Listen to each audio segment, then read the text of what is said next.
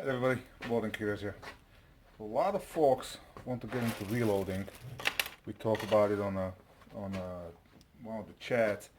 So I'm about to ready to load a couple of 45s, and I don't want to change up the whole press just for a couple of rounds. So I'm gonna use my lead turret press that I started on, and also what I do, I collect this small primer 45 since I only shoot it on occasion. And this way, if I do want to run a big batch, I don't have to swap the priming system on my 650. I haven't found any differences, significant differences between a small and a large primer, so I'm just sticking with that, just keeping the thing simple. So I think I'll show you what I do on my lead turret press for those of you who want to get into the reloading on the cheap. Alright, so let's get to it. Alright, so this is a 4-station lead turret press. Okay, you pick this up. You can find them used for probably around $150 on eBay. I have a couple different tool heads already set up for different stuff. This is I'm setting this up for a 45 long Colt, and setting it up is fairly easy. Well, maybe to set it up, what you want to do is take this gizmo out. What this does, this actually turns the whole tool head, but we'll get to it later. Okay, now this case is already primed, so I'm gonna, so here you set up your first station. It's a decapping and sizing die, and set it up so it almost touches the, not almost, it should touch the shell plate. You get the appropriate shell holder. Okay, and you run it up. The primer fell out. You put I'm actually using small rifle primers because that's what I had loaded in here. You put a primer, and now you push forward. Okay. Ah crap, this is a large primer. Hang on a second. Alright, so get a case, primer falls out, you push forward, now you got a primed case.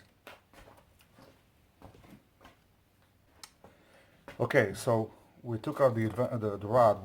What rod would do is you come down, it would turn the head to next station, which is your powder drop. This one I actually have to set up. I haven't set it up yet.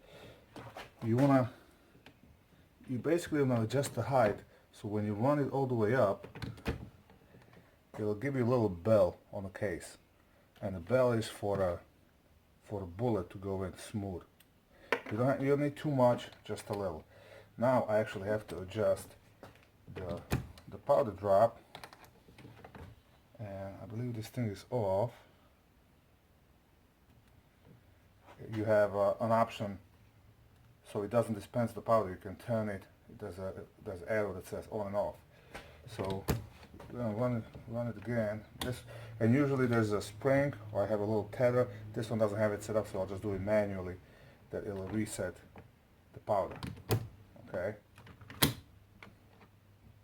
So right now we got some powder. I have no idea how much.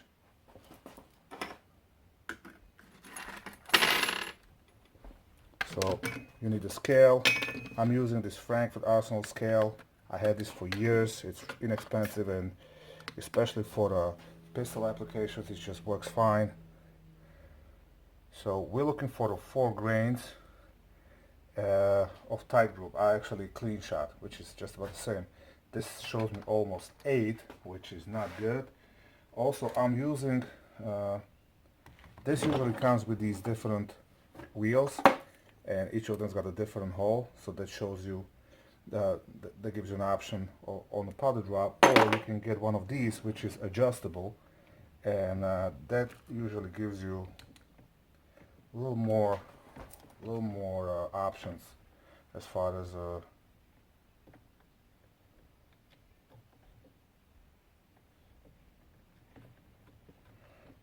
how much powder's in there, right? So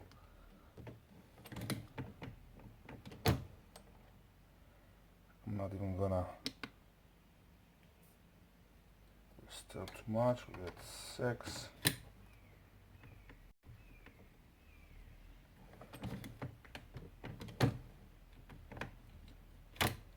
And you can see I have to manually do it. I have one of those powder drops that has a spring in it. Another one's, you know, you can put a little rubber band or anything to the base. What do we got now? We're at 3.8, so you want to do is run it a couple of times.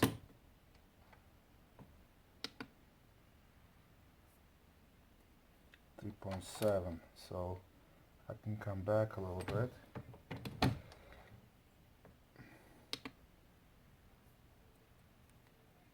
.9.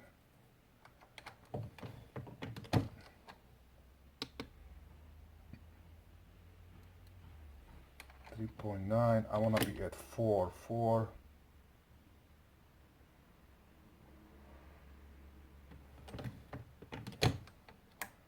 Four is my starting load and should give me the velocities I need. Okay, I'm at 4.1. One again. Oh, I didn't reset it.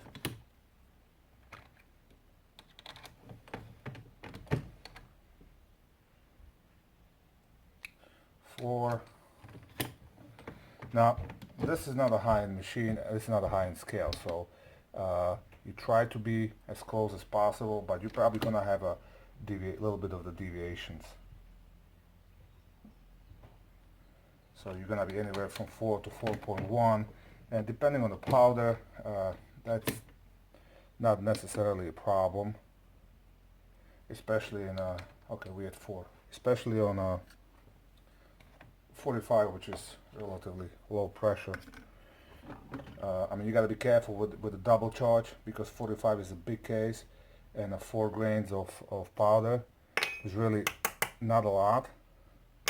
So you got to make sure that you don't double charge, because then you're gonna pull cut up with 32 and blow up your gun. All right, so we have powder. Now we're gonna go to the bullet sealing, and I'm not even sure if this is set up. This die might have been set up for a 45 long cold, but we'll find out in a minute. Okay, now for a certain length, and we're looking for a 1.20, so you see we're way too long. So this is pretty much just a trial and error until you get to the right length.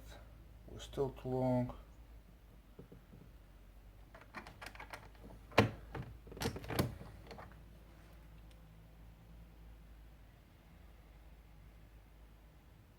Still too long.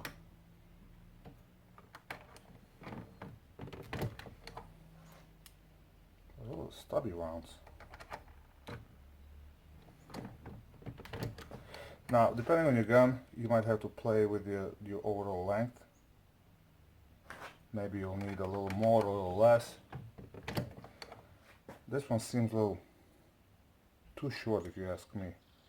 So I'm actually going to load it a little longer. I'm going to leave it at 1.3.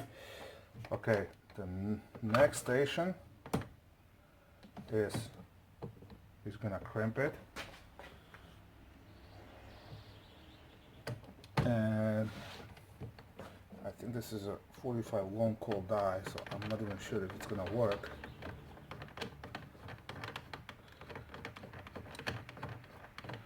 Because it's a roll crimp. Yeah, I don't think this is going to work because this is 45 long cold. Alright, so I got to put a right die in here.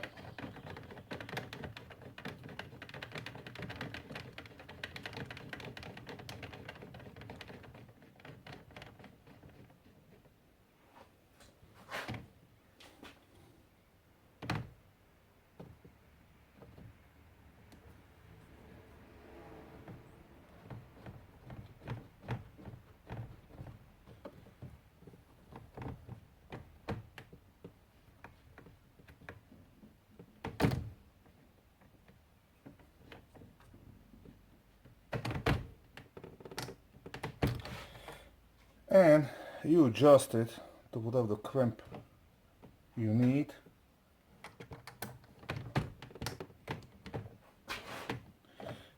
This is way too low.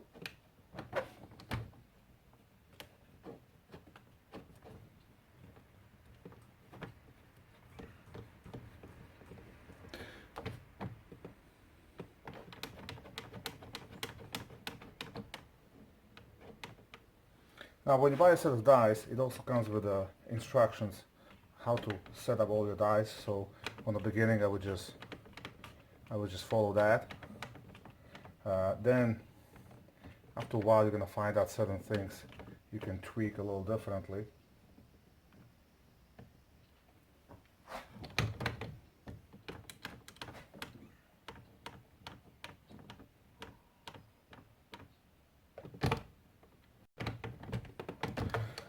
Okay, I'm going to leave this alone, and this is a finished 45 ACP.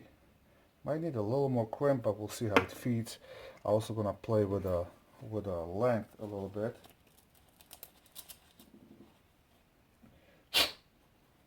Now let me grab one more case. I will run the full round.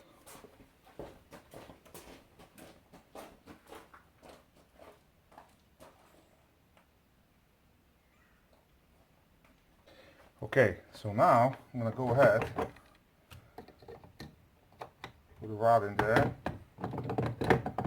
Now this press is by no means perfect, but for the money it'll get you there where you want to be. So we got a empty case, we got a decap, the primer, and now you can see it advanced forward, right? Make sure I'm down. I'm gonna put a powder,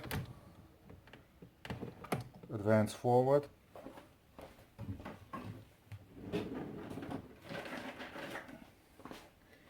Now it's a good idea to visually inspect how much powder is in there. I'm gonna seat the bullet. It advances forward. I'm gonna crimp the bullet.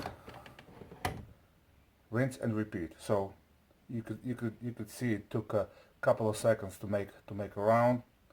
So you can crank up some serious amount of ammo with this press. That's why I didn't get rid of it. I kept it around because for the experiments and whatnot, it just works awesome, and it's real easy to set up. A lot easier than Dylan. Not that Dylan's hard, because I have it set up on like this. I just don't have a spare powder drop, so, but it's still, this is a lot easier. So you got no excuse. Go out there, get some components and start loading. And yeah, one more thing, you need a loading manual. So what I would suggest, it's really good if you don't want to actually invest in a book, something like this. If you're just looking to load 1 or 2 cartridges, you can actually go to Hodgdon website, and they have a reloading manual over there. It's real easy, and that gives you, like right now, I want to use a tight group, and it gives me a load. Actually, it gives you a couple of the loads depending on the bullet. Always start on the low end, and if you're not sure, even start 10% lower and work your way from there. You don't need if you don't want to invest in a chronograph, which is not a big deal. I picked this up at the Midway for like 50 bucks on sale. It works just fine, but you can go by the feel. If you just want a plinking ammo, it'll work just fine. So that's it. There you have it. Go load some bullets. And yeah, on the beginning, you probably want to just load like 4 or 5 and go test them before you crank up 50 of them and find out you did something wrong. So just go easy. If you got any questions, just shoot me an email or comment. So hit the like button. Supposedly it helps. If you like videos like this, if you want more videos like this, just let me know. I'll post them up. I'm not sure how YouTube's looking into this, but I guess we'll find out. And Hell, I even have a Patreon page. I haven't really posted too much over there, but maybe what I'll do, I'll start releasing the videos and maybe some of the videos over there as well. Although I only have one supporter so far, and that's easiest discovered, right? But that's it. As always, have fun. Keep shooting.